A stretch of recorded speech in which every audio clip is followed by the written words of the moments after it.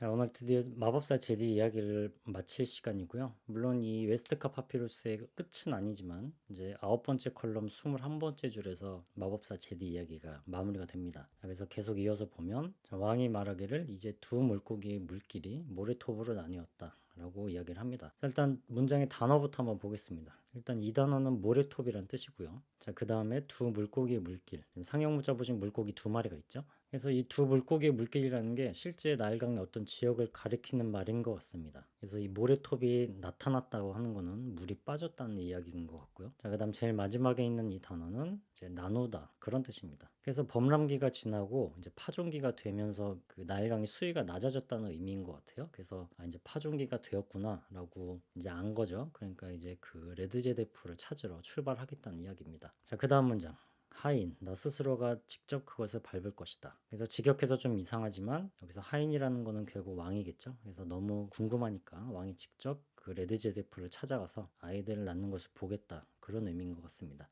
그 다음 이어지는 단어 밟다라는 뜻입니다. 그 다음 문장. 그래서 내가 사흐부의 주인인 라의 그의 신전을 볼 것이다. 그래서 지난 시간에 이야기했죠. 이 아이를 임신하고 있는 부인은 사흐부에 있는 라의 신전에서 일하는 와부사제의 부인이었죠. 그러니까 이 왕이 직접 그 신전을 찾아가겠다. 그렇게 이야기를 하는 겁니다. 그래서 이 문장에서 이 단어가 신전이란 뜻이고요. 자, 그 다음 문장으로 가면 제디가 말하기를 뭐라고 했냐면 그래서 제가 4큐빗의 물이 두 물고기의 물길에 모래톱 위에 생기도록 하겠습니다 라고 이야기를 합니다. 일단 4큐빗이라는 건 대략 2m거든요 1큐빗이 어떤 크기냐면 손가락 끝부터 팔꿈치까지의 길이를 뜻합니다. 그래서 이집트의 숫자 단위에 대해서도 제가 다룬 적이 있거든요. 그래서 여러분들 열심히 한번 잘 찾아보시면 제 영상 중에 어딘가에 있을 겁니다. 아니면 맘 편하게 그냥 유료 강의를 들으세요. 그럼 거기 다 정리가 깔끔하게 돼 있으니까 그걸 보시면 좋을 것 같고요. 그래서 물이 빠졌다면서 왜 또 물을 채우냐? 배가 지나가려면 물이 있어야 되잖아요. 그러니까 배를 타고 이동을 할 수 있도록 또 제디가 마법을 부려서 강의 수위를 높이겠다는 이야기죠. 이 문장에서 이 단어가 물이란 뜻이고요. 그 다음 뒤에 있는 건 4큐빗. 그래서 이 큐빗을 뜻한 단어가 메흐고요. 그리고 매흐 뒤에 숫자를 붙여서 이렇게 4큐빗을 표시를 합니다. 자, 그 다음 문장. 왕은 그의 궁전으로 갔다. 자, 이 문장에서 제일 마지막에 있는 이 단어도 역시 궁전이란 뜻입니다. 그리고 그 다음 문장. 왕이 말하기를 뭐라고 했냐면 제디 앞으로 왕자 호르데데프의 집을 하사해라 라고 이야기를 하고 있고요. 그래서 이 문장에서 이 단어가 누구 앞으로, 누구에게 라고 해석을 하시면 되겠습니다. 자, 그리고 그 다음 문장. 그는 그와 같이 살았다. 라고 써 있는 거고요. 그 다음 문장 그의 음식으로 빵 1000개, 맥주 100통, 소 한 마리, 채소 100묶음을 받았다 라고 써 있습니다. 이것도 거의 초반부에 나온 그런 표현들이죠. 그 제디가 얼마나 대단한지 이야기하기 위해서 빵을 1000개를 먹고 고기를 먹고 맥주를 그날 100통을 마시고 그런 얘기를 했었잖아요. 그래서 지금 거기 나오는 단어들이 거의 반복이 되고 있고요. 어쨌든 다시 한번 살펴보면 이 단어는 음식이란 뜻이고요. 그 다음에 이거는 이유와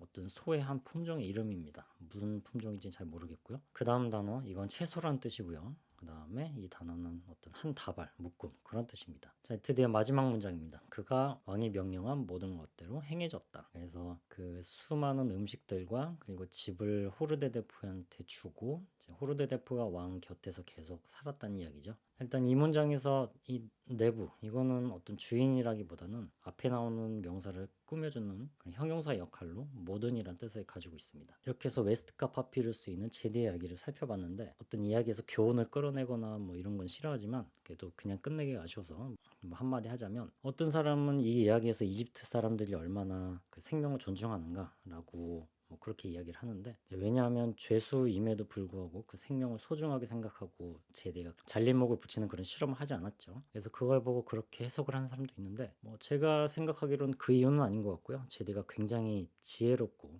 약삭빠르기 때문에 그렇게 죄수를 가지고 목을 떼었다 붙였다는 그런 마법을 부리지 않았던 것 같습니다. 이게 보면 오리나 사람보다 몸집이 큰 소를 가지고 머리를 뗐다 붙였다 할 수 있다는 거는 사람도 분명히 가능했다는 얘기예요. 근데 굳이 안 했다는 거는 만약에 이제 제디가 그렇게 사람을 대상으로 하잖아요. 생명을 쥐락펴락하는 그런 마법을 부린다면 분명히 이 제디를 추종하는 세력이 생길 겁니다. 그러면은 이 왕의 입장에서 봤을 때 이건 언젠가 위협이 되기 때문에 제디를 곱게 볼 수가 없죠. 언젠가는 제디를 죽이게 될 겁니다. 그래서 이 제대가 사람한테 안 되고 대신에 그걸 동물에서만 가능하다라고 했던 거는 굉장히 지혜로운 처사라고 생각을 하고요. 그리고 사실 이 사건이 일어나게 된 진짜 큰 계기는 뭐냐면 제디가 그 토트신의 성소에 대해서 알고 있기 때문에 왕이 부른 거죠. 왕이 자신의 무덤에 이 토트신의 성소를 짓고 싶었기 때문에 제디를 불렀습니다. 근데 하지만 제디가 바로 안 알려주죠. 빙빙 돌립니다. 뭐 어떤 무슨 부싯돌 궤 안에 있는데 그 궤는 또 내가 못 가져오고 어떤 아이들이 가져오게 될 텐데 그 아이들은 지금 태어나지도 않았어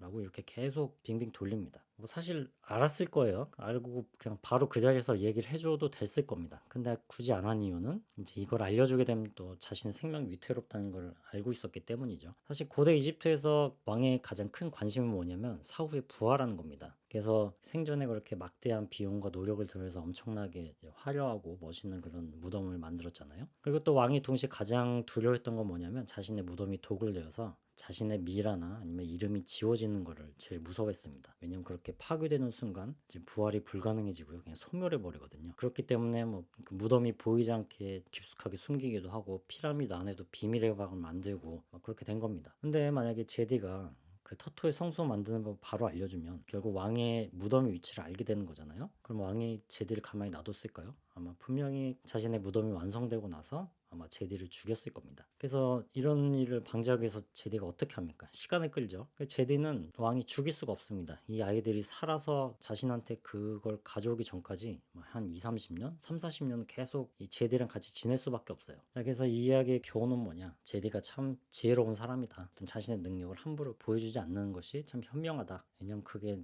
나에게 칼이 돼서 돌아올 수가 있거든요. 유튜브에 보면 뭐 자신의 집이랑 뭐 차 이런 거 자랑하는 사람들 있잖아요. 그러다가 세무조사도 받고 그런 사람도 있죠. 그러니까 여러분들이 어떤 능력이 있거나 그럴 때 그걸 자랑하지 말고 다 보여주지 말고 좀 숨기는 그런 미덕이 필요한 것 같습니다. 어쨌든 여기까지 마법사 제디 이야기를 봤습니다. 그래서 상형 문자나 신관 문자를 공부하면 여러분들한테 도움이 많이 되었으면 좋겠네요.